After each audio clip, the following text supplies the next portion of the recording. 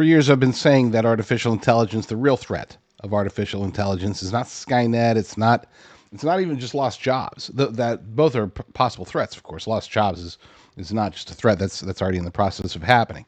And Skynet may or may not be getting built to kill us and rule over us and all that good stuff. But no, the real threat to me with artificial intelligence has always been complacency and reliance. They want us to learn to embrace artificial intelligence, to become essentially helpless without it. And when they have that, they will have complete and total control over just about everybody. Lord willing, not you or me, but other people. I, for one, I'm going to make sure that I retain all of my skills and abilities, and not just those, but also resources to be able to operate in even an analog world or even just a partially digital world versus the totally digital world that they want us to live in. But and I want to impart that upon my family as well. But with that said, it seems as if it is inevitable that we will be experiencing some variation of control here in the very near future. According to an article over at endtimesheadlines.org, experts predict AI will replace full-time careers by 2025. Every day, AI is automating more jobs. Experts predict that AI will replace full-time careers in 2025, reducing the number of jobs and creating a greater reliance on gig employment and freelancers. AI has been in the wild, wild west for the last couple of years. We've gone from fears of the invasion of artificial intelligence replacing our jobs in 2023 to business leaders observing that AI is shrinking an already competitive job market in 2024. But the expert consensus is that AI is a tool to help workers be more efficient, not to disrupt employment rates as much as people believe, according to Jay Gardner, Director of Operations at Red Rob. You can't make that up.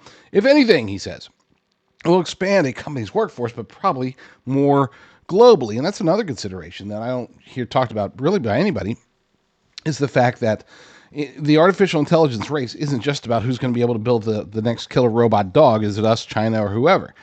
The real threat or the real concern is that if artificial intelligence is mastered by countries like China, India, Russia, whoever, anybody. I mean, it is the Wild West, so it's not like it has to be just Japan or America or China or somebody that comes up with the appropriate innovations.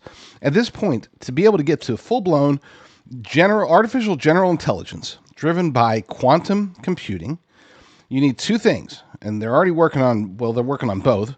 One they recently started working on, and that's the power source. You need an immense amount of power, and so you got companies like Google and I'm sure other organizations and even governments across the world working on nuclear-powered quantum computing for artificial intelligence. The other component that they're also working on is the cooling aspect of it. You have to keep these computers super, super cool. I'm talking about we're not just talking about icy. We're talking about cooler than icy. They've got to be super cooled because they produce so much heat.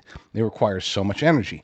When they can overcome those two things, the technology is already there for artificial general intelligence driven by quantum computing. We just need to be able to power it and keep it cool. And once they have that established, they will be able to create artificial intelligence that can do anything that we can do. That artificial intelligence that would be smarter than us. And I'm not talking about smarter than you or me or the smartest person on earth. I'm saying smarter than us as a whole. The entire collective human intelligence. You could have artificial general intelligence that is smarter than our ability to be able to combat it in any way possible. So it's not just about, oh my gosh, they're going to take our jobs and they're going to be better artists and better writers and better programmers and better ditch diggers. They'll be better, pretty much they being artificial intelligence, would be better at just about any job out there. So the question is, will it be American artificial intelligence that's driving the future AI economy, or will it be somebody else? Who's going to get to it first? Who's going to master it? This is very similar to the nuclear weapons race, except in this case, the people will embrace it even more so than they did nukes. Be sure to follow my work everywhere that I work by going to jdrucker.com/find, F-I-N-D.